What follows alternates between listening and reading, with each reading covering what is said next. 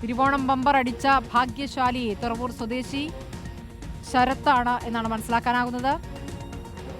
Thuravoor സ്വദേശിക്ക് Onam bumper അടിച്ചിരിക്കുന്നു.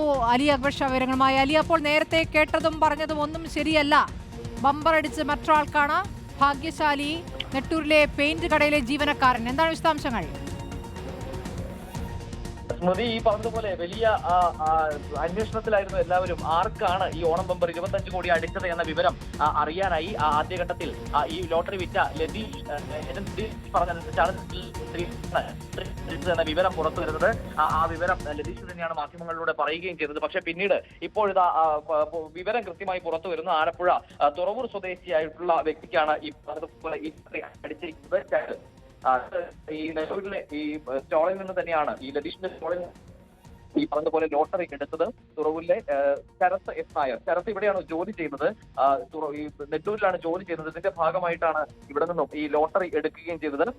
വലിയ അഭ്യൂഹങ്ങൾ ഉണ്ടായിരുന്നു. ശരത്ത് ഇപ്പോൾ പറയുന്നത് ഈ വാർത്ത കാണുന്നുണ്ടായിരുന്നു.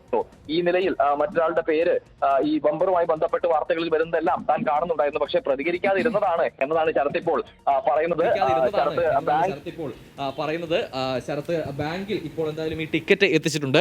ബാങ്കിൽ ടിക്കറ്റ് എത്തിച്ച ശേഷം ഈ ഔദ്യോഗികമായി മാധ്യമങ്ങളോട് പ്രതികരിക്കാം എന്ന് കരുതി നിശബ്ദനായിരുന്നതാണ് എന്നതാണ് ഇപ്പോൾ ശരത്ത് പറയുന്നത്. എന്തായാലും 25 കോടിയുടെ ആ ഭാഗ്യശാലി, ബമ്പർ ഭാഗ്യശാലി, കേരളം കാത്തിരുന്ന ആ പേര് അത് ശരത്ത് എസ് നായരുടേതാണ്. ആലപ്പുഴ തുറവൂർ സ്വദേശിയാണ്.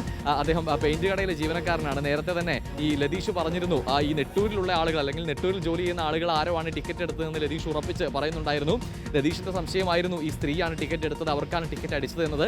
അദ്ദേഹമാണ് ആ വാർത്ത മാധ്യമങ്ങളോട് പുറത്തു പറയുകയും ചെയ്തത്. പക്ഷേ ഇപ്പോൾ ആ സ്ത്രീ അല്ല, മറിച്ച് ആലപ്പുഴ തുറവൂർ സ്വദേശിയായിട്ടുള്ള ശരത്ത് എസ് നായരാണ് ഈ ബമ്പർ ഭാഗ്യശാലി എന്ന വിവരമാണ് പുറത്തു വരുന്നത്. സ്മൃതി.